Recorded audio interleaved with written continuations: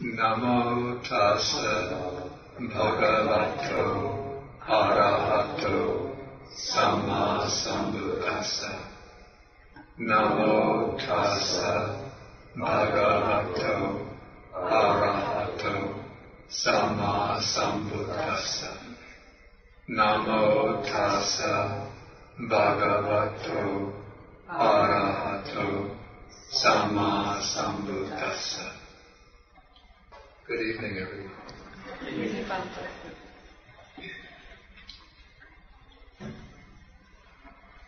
Today we will start to study Sutta number 140 in the Majjhima Nikaya. This is called the Dhātuvibhanga Sutta, the exposition of the elements, the analysis of the elements. This is on page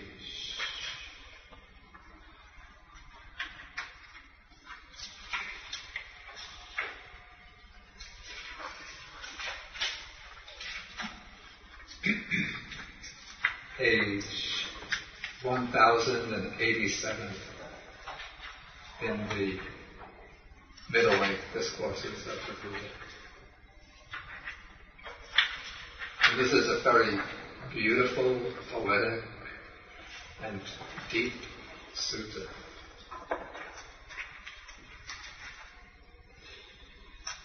Okay, the sutta begins when the Buddha is wandering in the Magadhan country.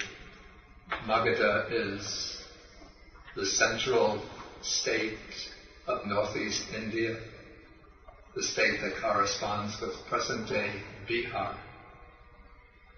And eventually he arrived at Rajagaha. Actually, he was probably in the suburbs of Rajagaha. And then he went to the shop or the shed of a potter who's called Bhagava. It seems Bhagava was a kind of clan name of potters. Because in the Buddhist text, almost all potters have this last name, Bhagava. And says to him, he asks whether it would be permissible for him to spend a night in his workshop. This was a regular practice among the wandering ascetics, as they would be roaming over the roads, paths, highways of India. When night would come, they would need a place to take shelter, and so often they would look for a potter's shed. And out of politeness, they would ask the potter whether they can have permission to spend the night there. And in ancient India, and even up to quite recent times in India, every town, every village, well, every town would have many, many potter shops, potter sheds, and every village would necessarily have a potter shed, because it was the potters who made all of the dishes that people use. They would make it out of the clay.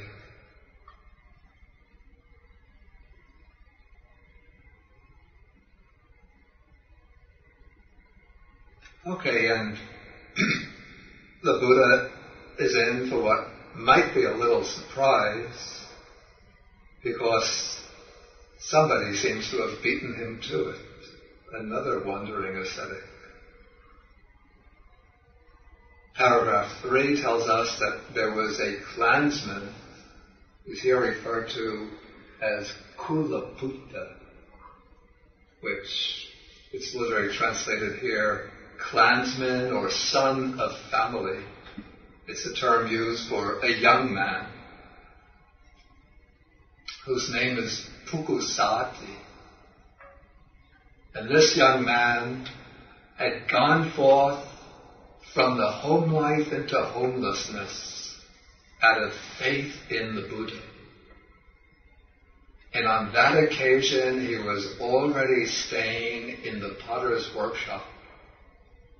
Now, he's not described as a bhikkhu, as one who is ordained as a monk, but he's one who has gone forth into the homeless life.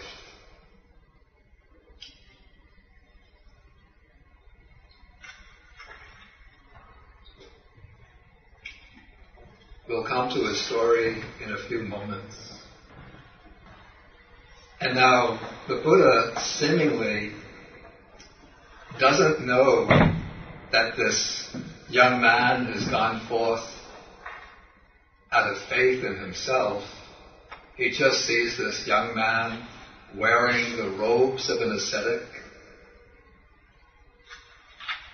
He would not have been wearing the formal robe made up in this distinctive style of a Buddhist monk, but he would have been wearing just the saffron robes that were very commonly worn by ascetics at any school in ancient India. Saffron, ochre, brownish, with shaved head, no beard, carrying an alms bowl, perhaps a walking staff, some other traveling bag, shoulder bag. And so the Buddha goes up to this young man who's described as Venerable Bhikkhu Sati, though he's not yet described as an ordained monk, and says to him, if it is not inconvenient for you, actually he does address him as Bhikkhu, but when he calls him Bhikkhu, it doesn't mean that he's formally ordained as a Buddhist monk. Since Bhikkhu was a common designation used in India in this period for those who lived by going on alms round. The word bhikkhu means one who lives by bhikkhā. Bhikkhā is alms food. So, one who collects alms food by going on alms round is a bhikkhu. So he says, if it is not inconvenient for you, bhikkhu, let me stay one night in the workshop. And this young man, this young ascetic says, this workshop is quite large. I don't need the whole space for myself. You too, Venerable One. And he refers to the Buddha, calling him Venerable One.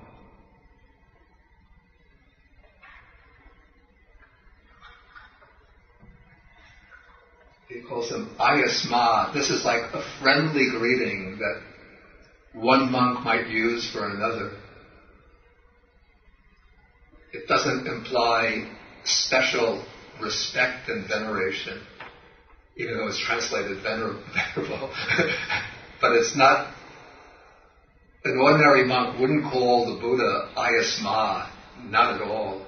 But this is the address that monks would refer to each other as Ayasma.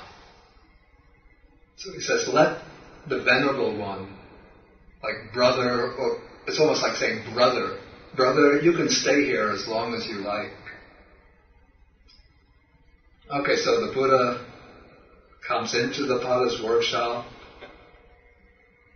spreads a mat of grass at one end, and sits down, folds his legs, and sits in meditation. And so then the Buddha sits most of the night in meditation, and this ascetic, Bhikkhu Sati, spends most of the night in meditation. And though the Buddha is sitting in meditation, but out of the corner of his eye, he's looking at this ascetic, and also with his super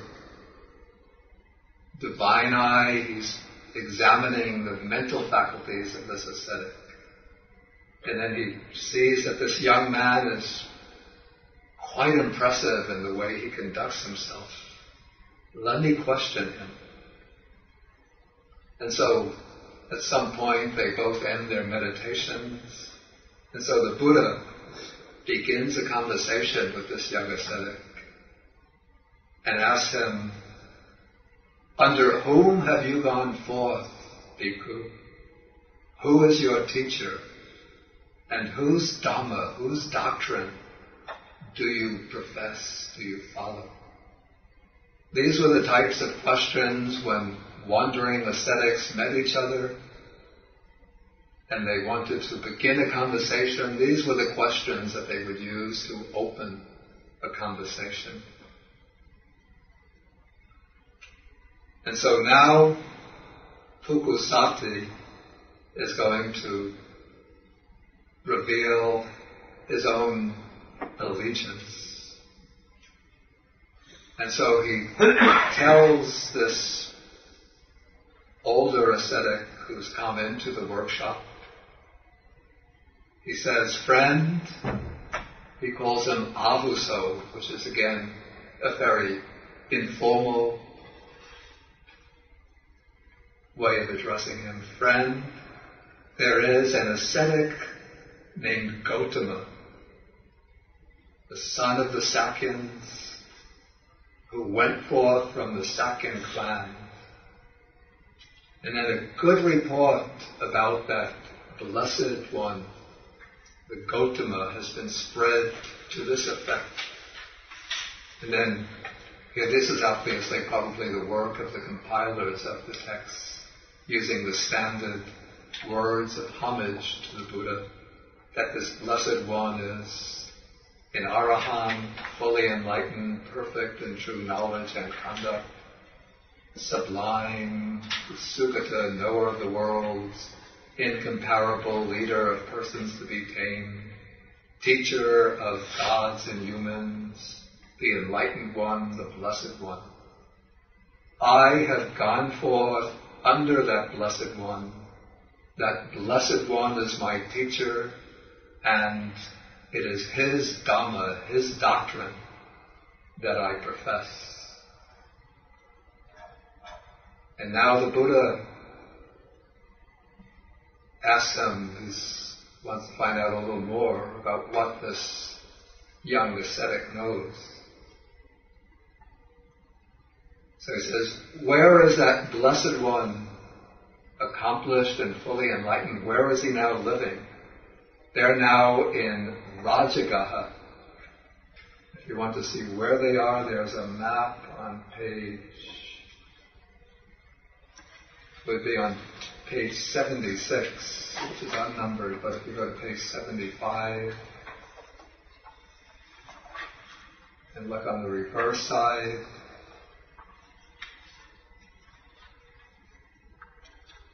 see the state of Magadha.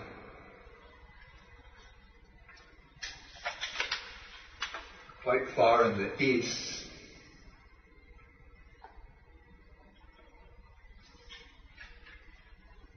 And the young man says that the Buddha is now living in Savatthi. Savatthi is in the state of Kosala. That's to the left. If you can locate Kosala on the map, and it's going up close to the Himalayas. See the Himavanta? So it's quite far away from Rajagaha, perhaps 200 miles or so. 300, I think it's 300, about 300 miles.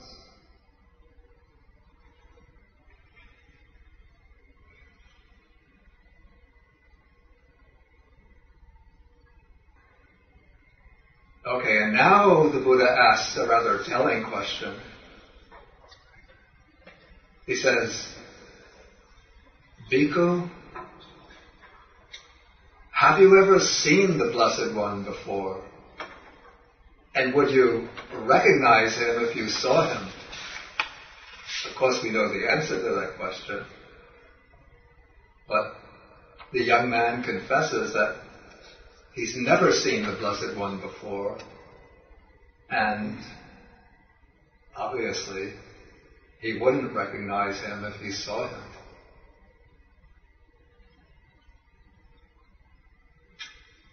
Okay, now we see here what seems to be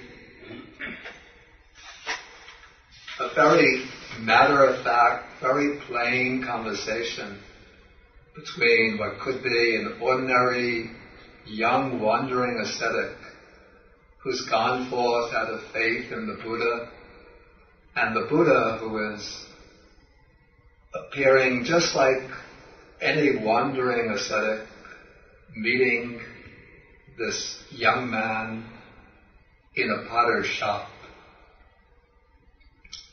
The commentary gives a story, a background story, to explain what lies behind this meeting.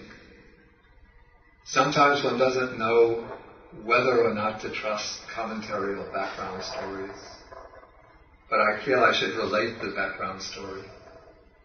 And at least part of this background story is actually included in one version of this sutta, which was transmitted to China and translated into Chinese. It's a version which was not included in any of the Agama collections, but was preserved in the Chinese Tripitaka as an independent translation, quite an early translation. I picked up this information from the studies by my friend Venerable Analayo. Chen, is he one of the very early Chinese translators? Do you know the name Chen? Yeah, he was the translator of this version of the sutta. And part of that, the background information that comes in the commentary, is also included in that version of the sutta that was translated into Chinese. In this background story, Bhikkhu Sati was originally a king, the king of the state of Gandhara, the capital of which was the city of Takshila, also known as Takshila.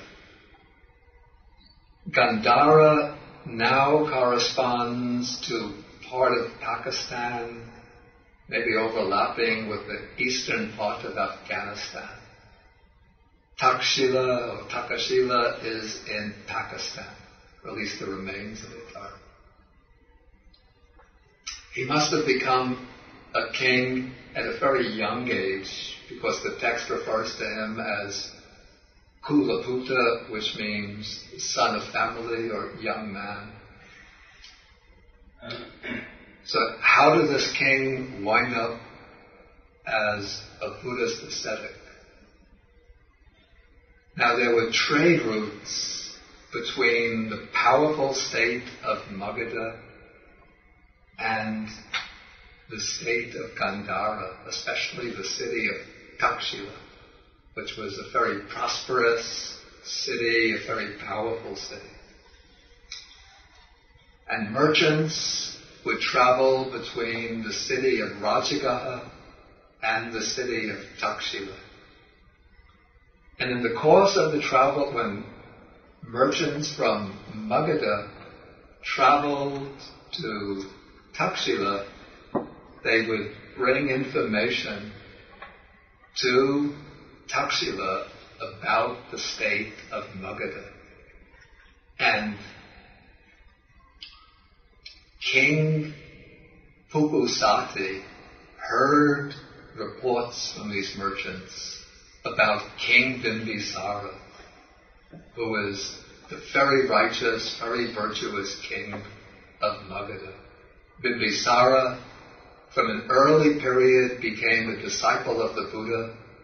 He had attained Sautapatti, stream entry, and he was a very devout supporter of the Buddha and the Sangha. In fact, it was Bimbisara who donated to the Buddha Sangha the bamboo grove.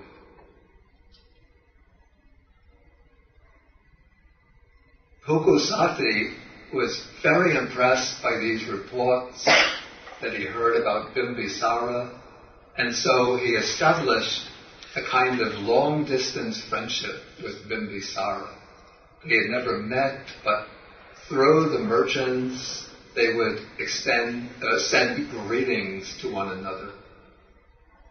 Then, as a token of friendship, Bhikkhu Sati decided to send to Bimbisara some precious carpets or blankets. They were blankets.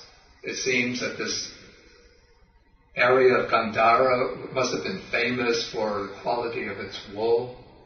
And so he took 8 very precious blankets, rolled them up, wrapped them in these cylinders adorned with precious gems, and then sent them to Bimbisara. And when Bimbisara opened them, he was awed by this act of generosity on the part of his unseen friend. And so he thought to himself, what can I do to reciprocate the generosity of this royal friend of mine? And he thought, any kind of material gifts that I might give him would be of limited value. But here I am, the king of a kingdom in which there flourishes gems that are much more precious than any kind of material gems. These are the gems of the 3 jewels. So let me send my unseen friend information about the 3 jewels. And so he had sheets of gold prepared, fine beaten gold, had them adorned maybe with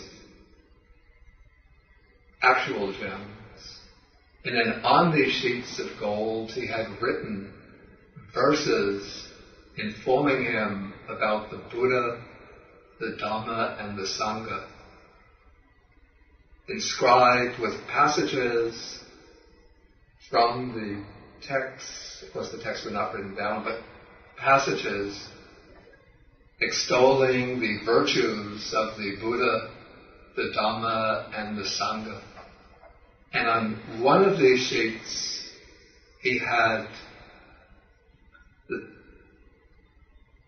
the instructions written on the practice of mindfulness of breathing, Anapana Sati.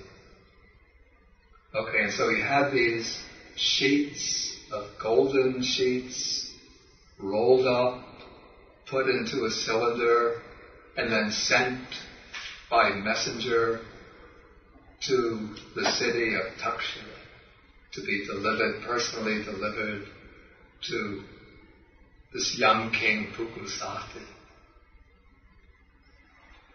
Now when King Bhikkhu Sati received this gift from his friend, unseen friend Bimbisara, he went into his palace, went into his inner chamber to open the cylinder.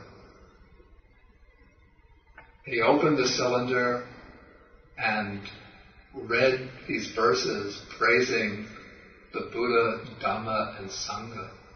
And as he read each of these verses, because of his prior merits and paramis from previous lives, as he read the verse extolling the virtues of the Buddha, immediately he was flooded with piti, with great joy and sukha, happiness.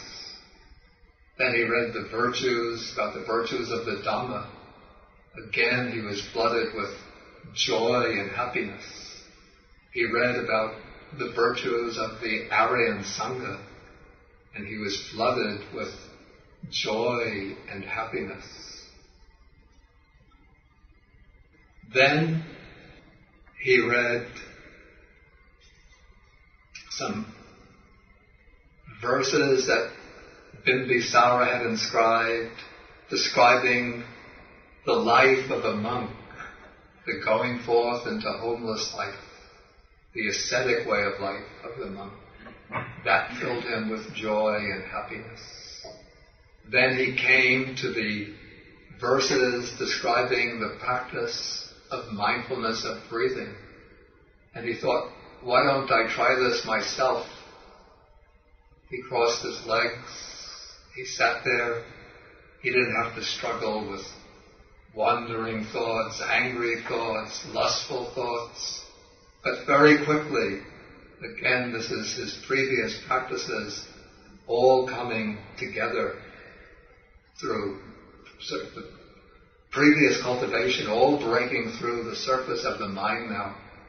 As he sat there, just starting to attend to the in-breath and out-breath, the 5 hindrances fell away, and very quickly he goes into first jhana, second jhana, third jhana, fourth jhana.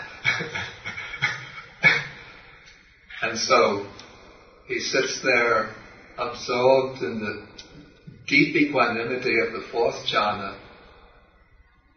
For some time, comes out and spends the next 2 weeks. There's just one faithful attendant, brings him his food and water. He spends the next 2 weeks sitting, enjoying the bliss of the jhanas, the equanimity of the fourth jhana. Then after 2 weeks, he starts to reflect, what am I going to do now? And meanwhile, the people are gathering out in the court. What's happened to our king? He gets a present from the state of Magadha, and we haven't seen him for 2 weeks. There are cases to be decided. There's foreign policy to be determined. There are this matter to be taken care of, that matter to be taken care of. Diplomats are coming from this state, that state. We need him to attend to the business of the kingship. He's thinking, do I really want to go on doing this?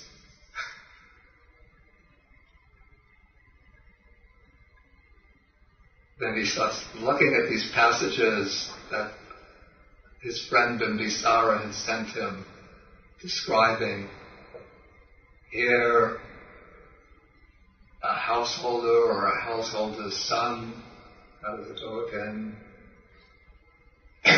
Having gained faith in the Tathagata, he abandons either a large circle of relatives or a small circle of relatives, either a huge sum of wealth or a small sum of wealth. He cuts off his hair and beard, puts on the ochre robes, and goes forth from the household life into homelessness. So he calls his faithful attendant and says, my friend, go to the cloth shop and get a few measures of ochre-colored cloth. What color cloth? Ochre-colored cloth. But kings don't wear ochre-colored cloth. No, I want ochre-colored cloth. Whatever you say, Your Majesty. And then, on the second floor, you'll find a razor. Bring that up at once. Okay, so the attendant brings up the razor and meanwhile goes down to the shop to buy some rolls of ochre-colored cloth. So while the attendant is down by the shop, the king takes his razor, shaves off the beard, cuts off the hair, just till it's down to like just about an inch or so. Meanwhile, after 15 minutes or so, the attendant comes back with the ochre-colored cloth. The king has it cut up made up into pieces that fit over him, undergarment, overgarment. And then he starts descending from the palace, the upper story of the palace. The people in the lower stories of the palace see him coming down and think, oh, some ascetic must have been up there talking to our king. And he's coming down, down, down. Starts leaving the palace. And then the people, when they see the ascetic leave, they come rushing up and start looking in the upper stories, up rooms in the upper story. Our king isn't here. And somebody looks closely at that ascetic who's leaving and they say, that's our king. What's he doing? He's becoming an ascetic. He's trying to escape.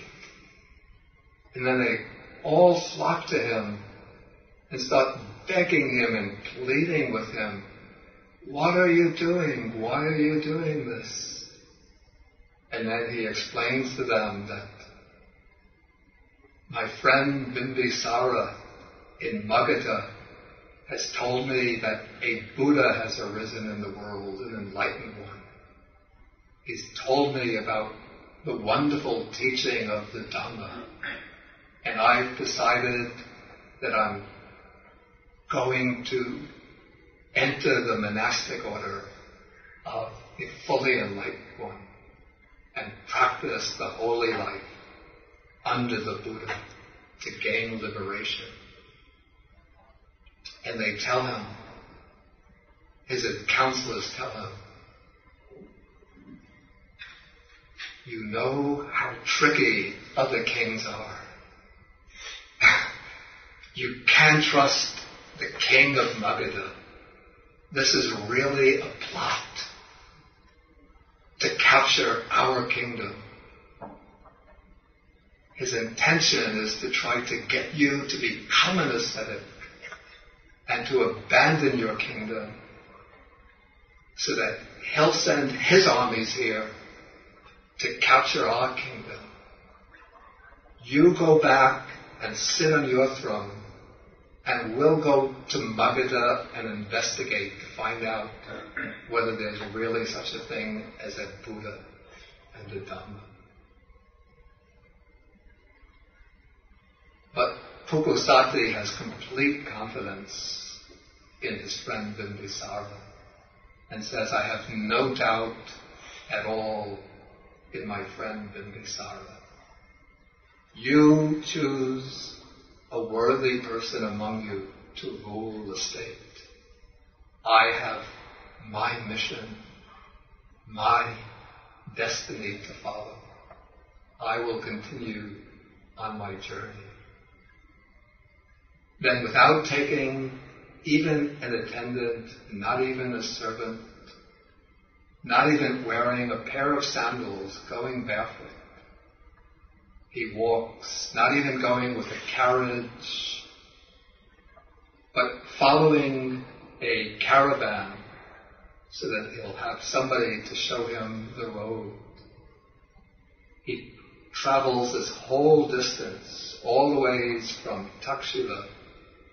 He thinks the Buddha is living in Rajagaha, when the Buddha is actually staying in Savatthi. And as they are traveling along this journey, they pass through the city of Savatthi, and the Buddha is in Savatthi. And so they pass the Buddha. But he never knows that the Buddha's main monastery is actually Jeta's Grove, Anathapindika's monastery in Savatthi. And so he travels, I think it's another 250, 300 miles, going on to Rajagaha, thinking the Buddha is there, seeking the Buddha, till he comes to Rajagaha and asks, where is the enlightened one? And then they tell him, the Buddha's not here now. The Buddha's in Savatthi. But the Buddha has used his divine eye or his special faculty of super knowledge to investigate what has been taking place. He does this every day. He enters into what's called the Mahakaruna Samapatti, the meditative attainment of great compassion. And then when he comes out of that, he surveys the world to see who is ripe for special attainments, who there is that he can benefit that day. And when he investigated that day, he saw Pukusati come into his field of vision. And he knew that this was the person that he had to help that day. And so usually when the Buddha travels, he travels in company with a great company of monks, or usually with a few selected disciples. But this day, quietly, without telling anyone, not even telling Ananda, his personal attendant, he just put all of his things away, took his bowl, and slipped out of Jeta's grove in Savatthi, and then walked the whole distance from Savatthi to Rajagaha just for the express purpose of meeting Pukusati. And now the Buddha can vary his appearance to fit the situation. If the Buddha wants to impress a Brahmin who judges based on the 32 marks of a great man, the 32 Mahapurisa Lakkhana, then the Buddha will allow those 32 characteristics to shine forth so that that Brahmin will place trust in him based on those special characteristics. But in this case, the Buddha probably saw that the best strategy for gaining access to Pukusati, for being able to ripen and mature his spiritual faculties, was not to come in and announce, "Good evening, Pukusati, I am the Buddha." Probably at that point, Pukusati would have been too overwhelmed, and then he wouldn't have been able to develop that calm concentration that would have been necessary for his wisdom to ripen. And so, for that reason, the Buddha sort of suppressed, or it's not that he uses some mystical way to change his appearance, to disguise his appearance, but it's a kind of subtle suppression so that those distinctive marks of the Buddha don't stand out conspicuously. So he appears almost like an ordinary monk, just an ordinary wandering ascetic, maybe slightly more impressive than an ordinary monk, but otherwise not overwhelming and overpowering in his appearance. So it is at this point that they meet in the potter's shed. And when the Buddha asks these questions, again, this is the commentarial explanation, as though he doesn't know the purpose of Pukusati's being there and who Pukusati has gone forth under. This is just the way to open the conversation. And it's a way of sort of playing naive, you might say, playing naive in order to put himself on the same level of Pukusati as though he's just an ordinary ascetic, opening a conversation the way any other ascetic might do so.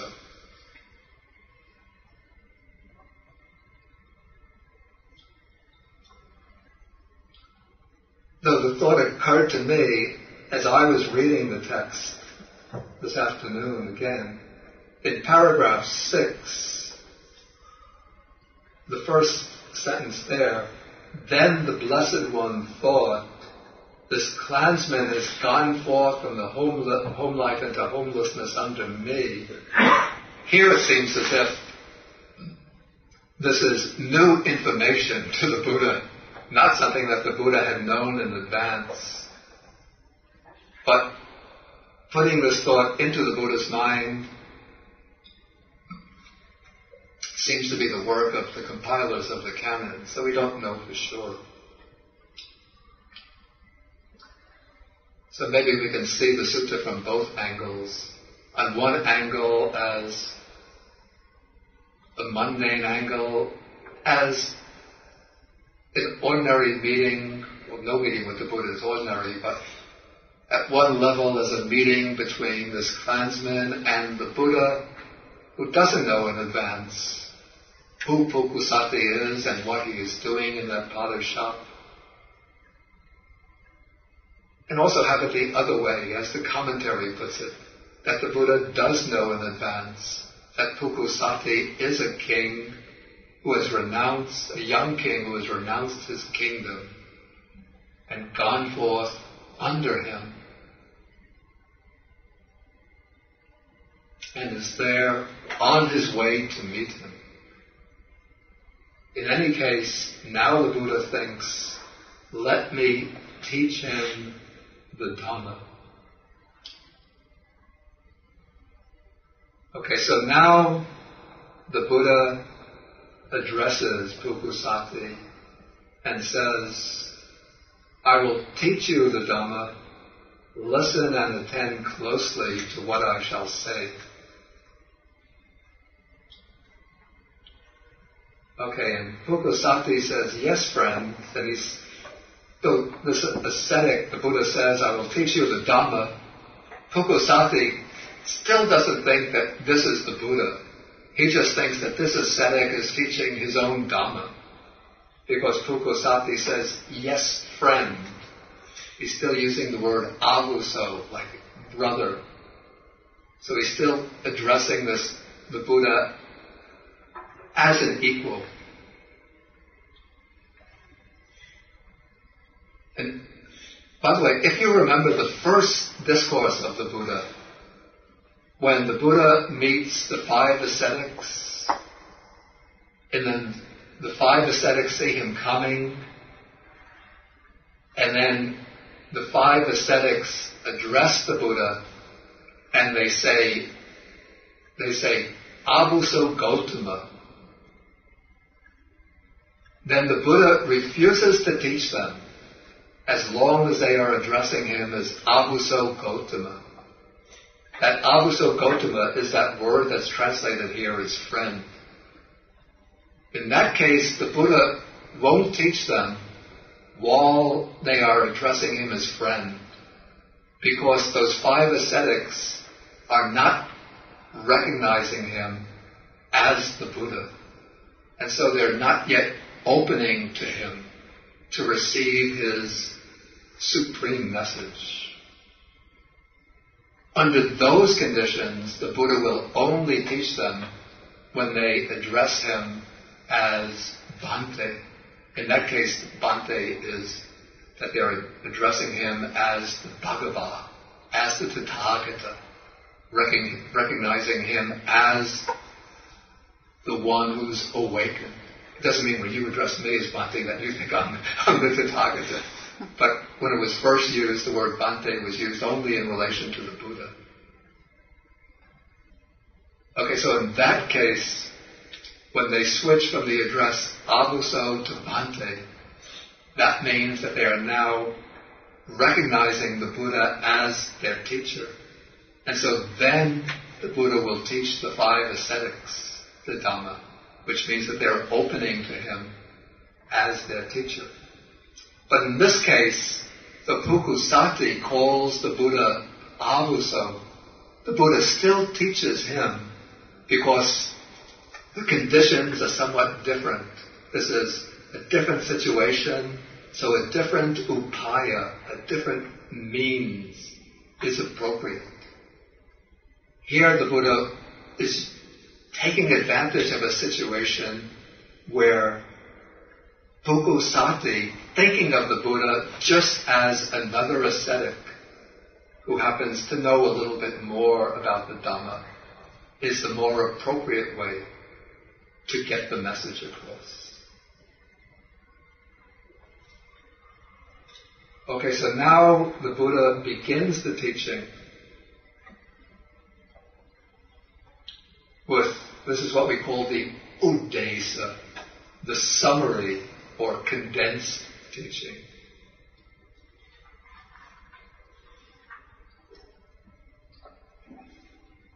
So the Buddha says, Bhikkhu, this person consists of 6 elements, 6 bases of contact, and 18 kinds of mental exploration. And he has 4 foundations. I'm going to come to these terms in a moment.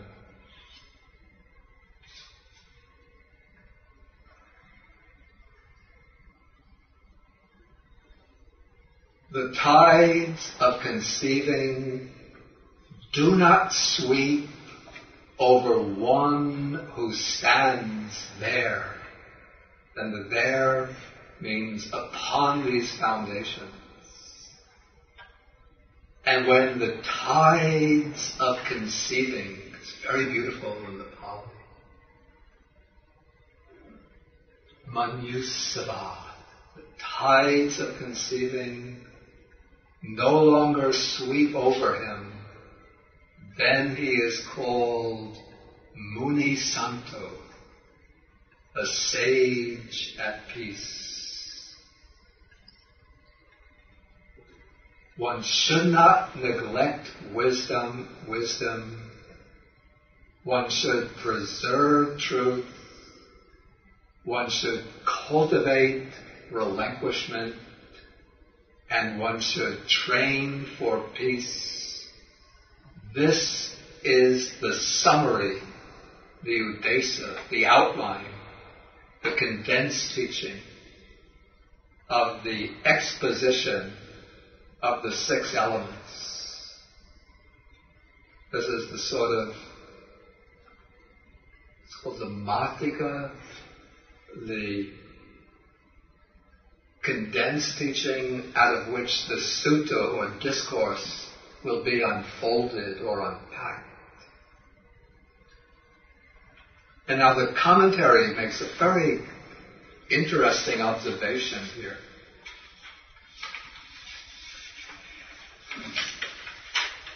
It's commenting on the first sentence of the summary, where the Buddha says, starts with this person consists of 6 elements, 6 bases, and so on.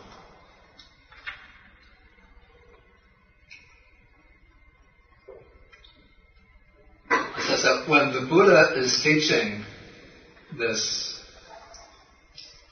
Bhikkhu Sati, he doesn't begin the way he so often begins, with the ordinary preliminary practice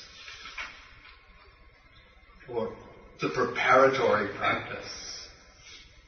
But it says from the very beginning, he teaches him the training in insight, the training in Vipassana, the way to penetrate achanta sunyata, the ultimate or final emptiness, which is the foundation, the fundamental condition for the attainment of arahantship. The preliminary practices, or the preparatory practices, These would be the teachings on the purification of moral virtue, guarding the sense faculties, being moderate in eating, practicing mindfulness and clear comprehension, being diligent and vigorous in one's arousing energy, developing the 4 jhanas. But the Buddha knows the faculties of Bhikkhu-sati, and this supports the commentary.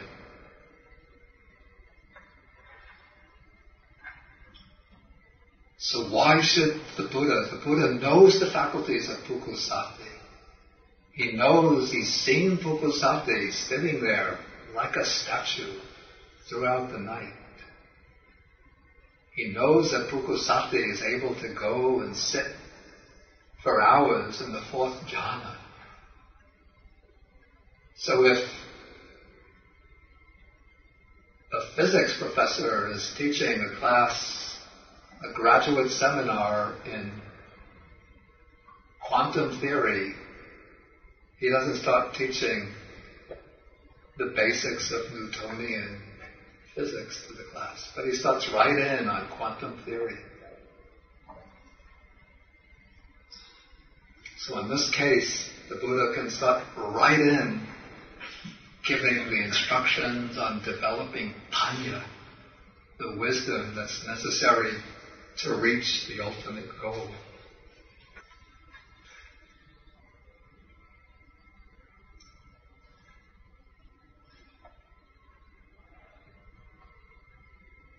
Maybe I'll ask if there are any questions. Yeah. If there was writing then, why did they wait so long to write the Buddhas? Well, that's an interesting question. What I would have to say is, I actually doubt, it's a good question, and it occurred to me when I was reading that portion of the commentary. I doubt that that part of the commentary is very reliable. It seems to be projecting from the age of the commentators back into an earlier period. Because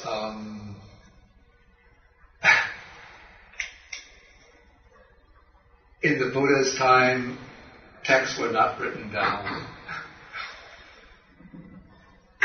But that does not, the fact that that part of the story might be pious elaboration by later commentators doesn't negate the possibility that Bhikkhu-sati could have been a king who had heard about the Buddha's teaching through messengers that could have been sent by King Bimbisara.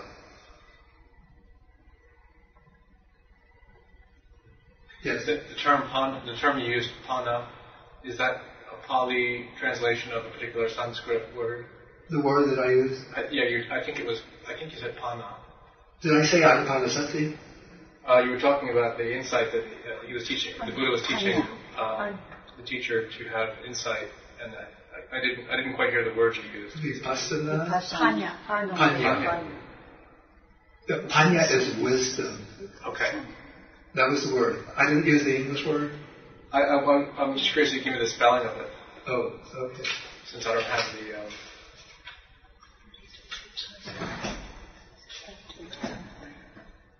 Okay, thank you.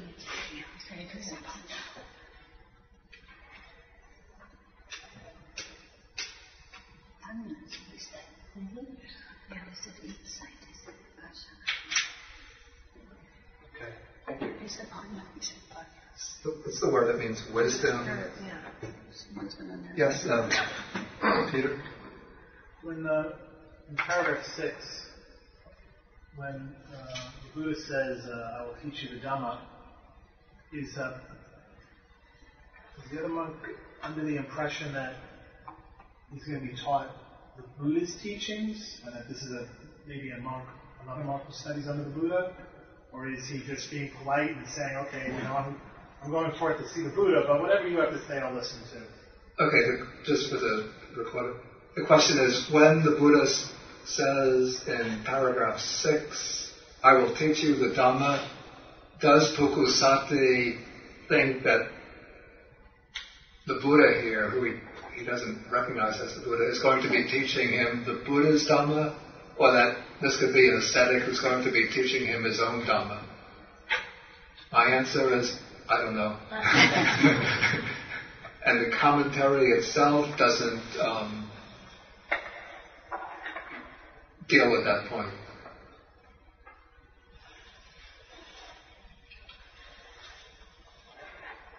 So if you have some time, let me go on to cover what I had to get as far as I intended to get this evening. I wanted to get through paragraph 12. Because most of it is material we've already covered. Okay, so now we come to elaboration of the summary.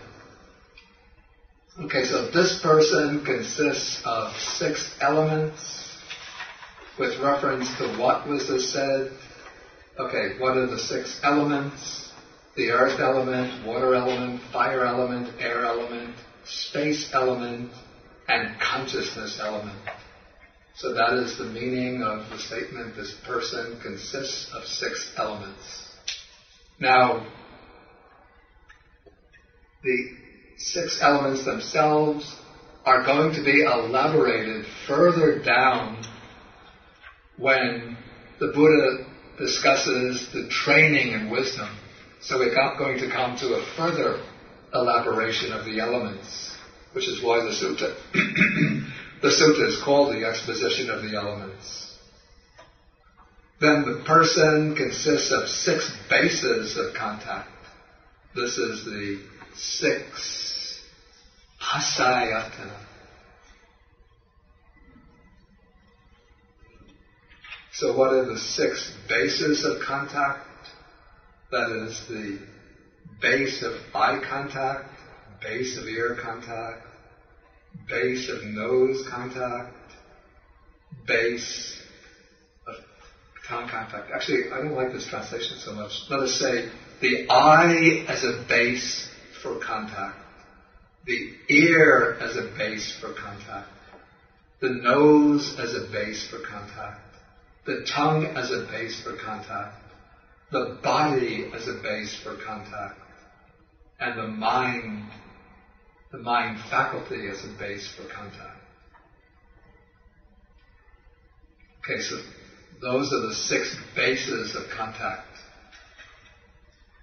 that a person possesses. Okay, then let's say a person possesses 18 kinds of mental exploration. I think this is something new that we haven't had before.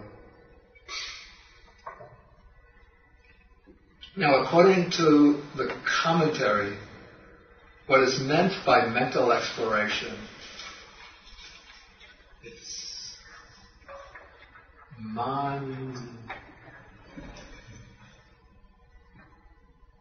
manopavichara.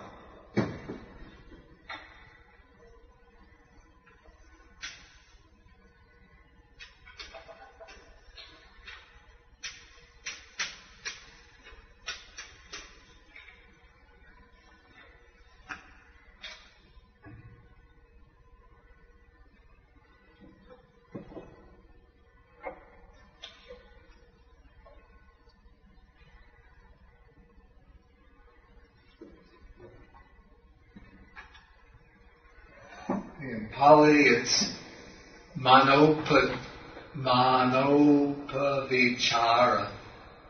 It's mano plus upavichara. But when mano and upa come together, the u drops out. It just becomes manopavichara, as though there was no u there. Because the o is stronger than the you, so it absorbs it. According to the way the commentary explains this, this is basically it's the mental factor of vichara, which is the factor of mind responsible for examination or mental exploration, which works together with vitakka. Vitakka is thinking. So this is examination and thinking, discursive thinking.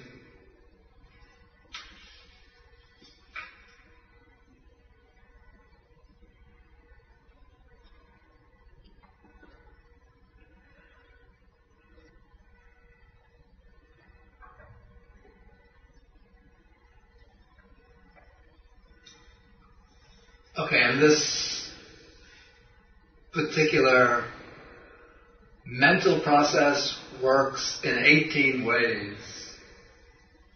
We get 18 ways because it functions in relation to the 6 sense spheres.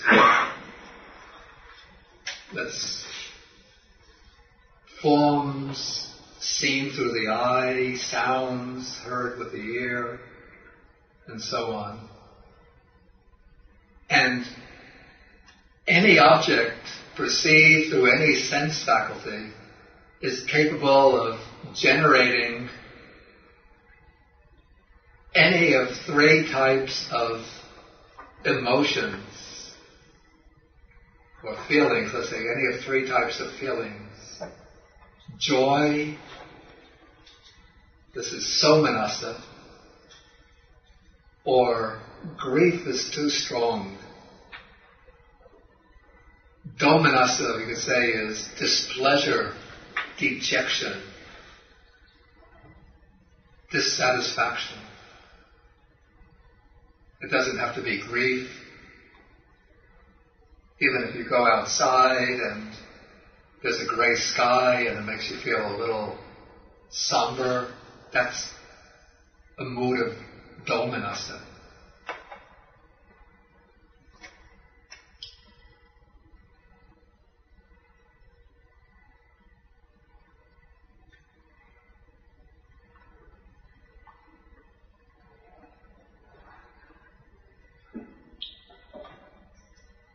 If you taste some food, you eat some food and the taste is not so agreeable to you, you don't like it, again, that's domanassa. And then there's equanimity or indifference. Okay, so we get that through the 5 physical sense faculties, and then with the mind faculty in relation to any kind of idea, mental image, concept.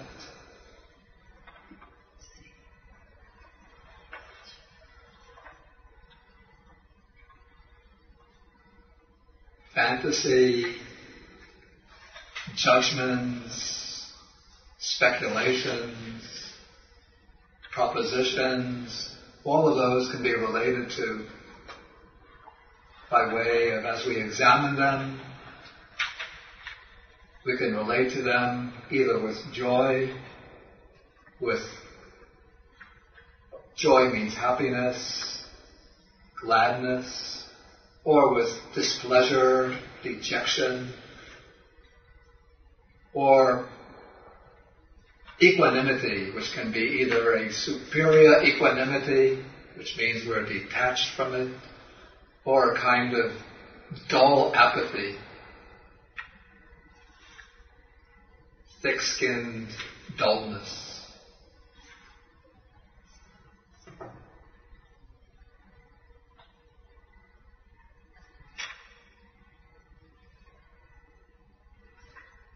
And then the more interesting one is paragraph 11.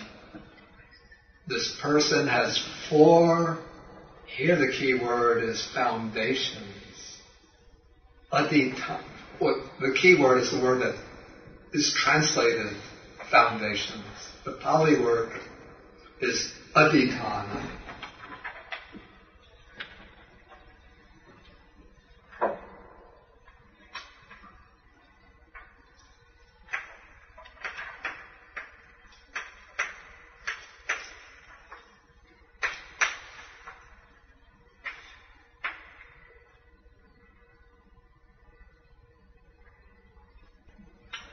There was some problem in how to translate this, because the word comes to be used in later literature.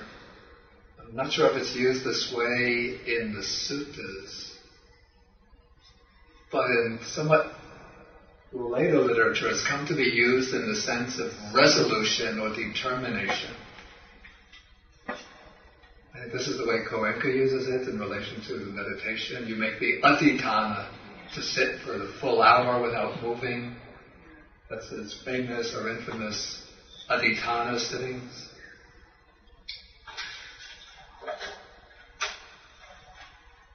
And then Venerable Nyanamoli had originally translated as the 4 resolutions. Then he crossed that out and used some other rendering, which I thought was not so successful. I don't remember what it was. But then I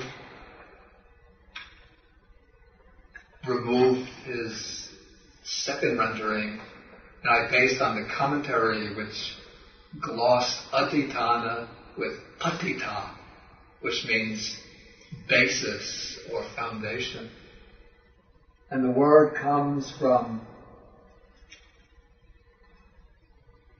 in Sanskrit, you could see the connection with the English word sthana. Sthana is like the English word stand. The root is sta, like station, stand. And adhi usually has the sense of over, above, or upon.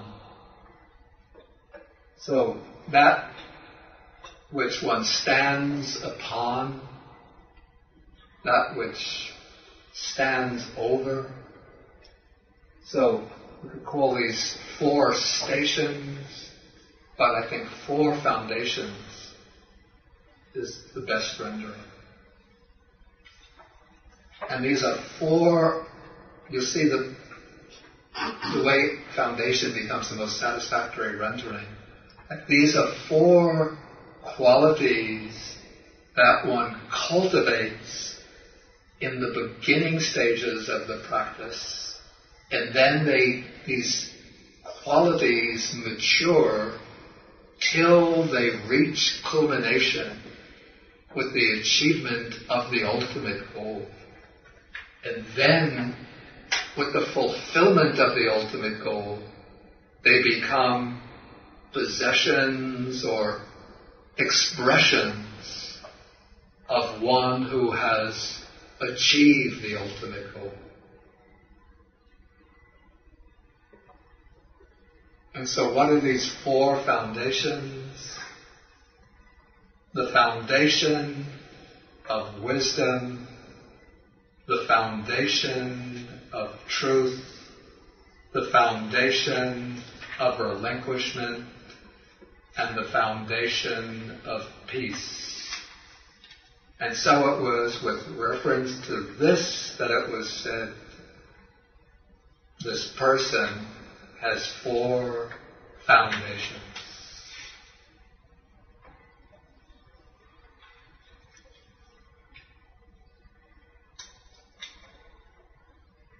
Okay, now we'll definitely stop at this point. And then ask if there's any questions. Okay. Is that adhitthana related to satipatthana? No. Which is the other place we see the word foundation? It's not related to satipatthana, but in satipatthana,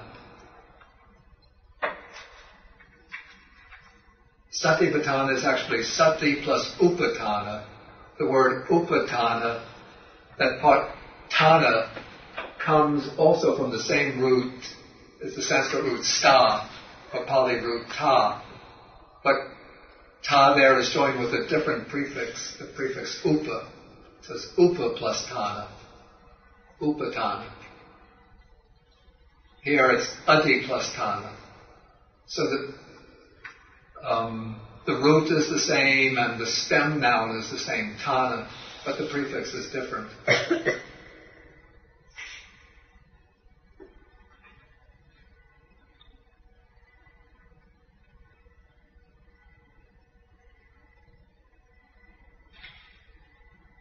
Any further questions?